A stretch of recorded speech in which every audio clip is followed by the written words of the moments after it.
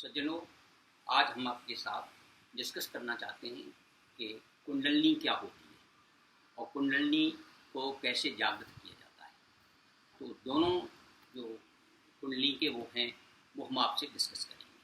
तो पहला है सुषुप्त कुंडलिनी। सुषुप्त कुंडलिनी क्या है? सुषुप्त कुंडलिनी आप जैसा कि चार्ट में देख रहे हैं, ये 3.5 फेरों में हमारा जो मूलाधार चक्र है उस पर स्थित है, जिसकी के 4 पंखुड़ियां हैं।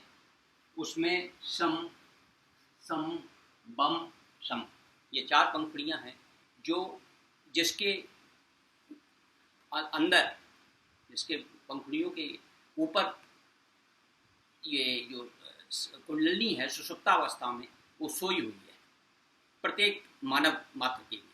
ये नहीं है कि सिर्फ कुछ ही लोगों में, ये पूरे जो भी मनुष्य है, चाहे स्त्री हो या पुरुष हो या किसी भी वर्ण का हो, चाहे वो क्षत्रिय हो, वैश्य हो, शूद्र हो, कोई किसी भी वर्ण का हो, उनको सबके अंदर ये कुंडलिनी है, सोई हुई है। और इसको जगाने का प्रयास लोग करते हैं, योगी लोग करते हैं, हठ योग से किया जा सकता है। तो हमारा जो कुंडली है वो नीचे जो मूलाधार चक्र में सुषुप्तावस्था में स्थित है। इसी की वजह से हम सांसारिक विषयों में लिप्त रहते हैं, सांसारिक विषयों में उलझे रहते हैं।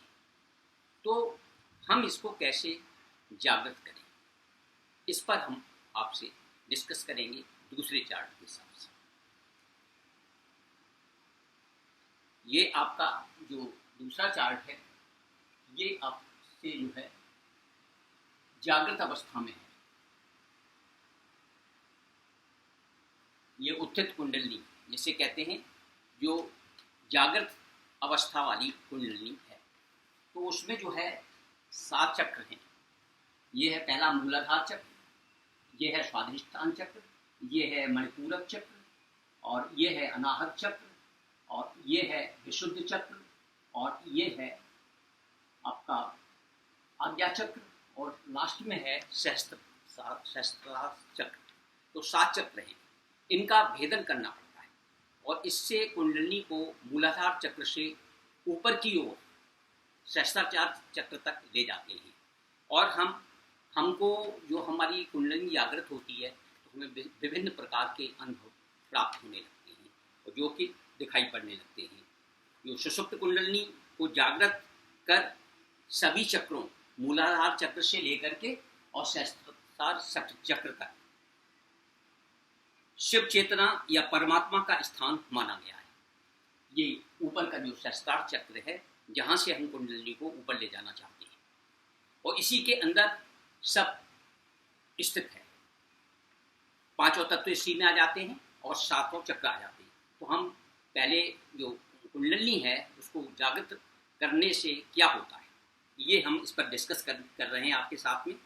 इसके पूर्ण जागरण होने पर जीवात्मा परमात्मा का मिलन होता है। जो हमारा जीवात्मा है उसका मिलन जो है परमात्मा से होता है, क्योंकि मूलाधार चक्र से सहस्त्रार चक्र की ओर जाना पड़ता है और योगी परम गति को प्राप्त करता है और जन्म मृत्यु के चक्र को पार कर जाता है। ये कुंडलिनी जागृत होने से ये फायदा है। कुंडलिनी एक यात्रा है,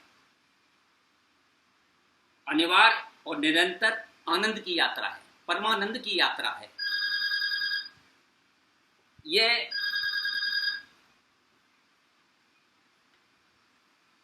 यह स्तर होता है मूलाधार चक्र से आज्ञा चक्र की यात्रा तक पूर्ण करने का, अर्थात शक्ति के उद्गम से लेकर शिव के स्थान तक पहुंचने का। फिर यहां से शिव और शक्ति जो है संयुक्त हो जाती है। नीचे शक्ति है और ऊपर जो है शिव है। तो इनका दोनों का संयुक्त मिलन होता है चक्र के सिद्ध होने पर या चक्र के ऊपर उठने पर। जो हमारी कुंडलिनी है जब ऊपर की ओर जागृत होती है तो वो शिव और शक्ति का मिलन करती है, शक्ति का मिलन शिव से होता है। तो हम परमानंद की तरफ चले जाते हैं, आनंद की तरफ चले जाते हैं। और सांसारिक चीज़ें हैं वो धीरे धीरे उनमें मोह माया में हमारा जो लगाव है वो कम होता जाता है।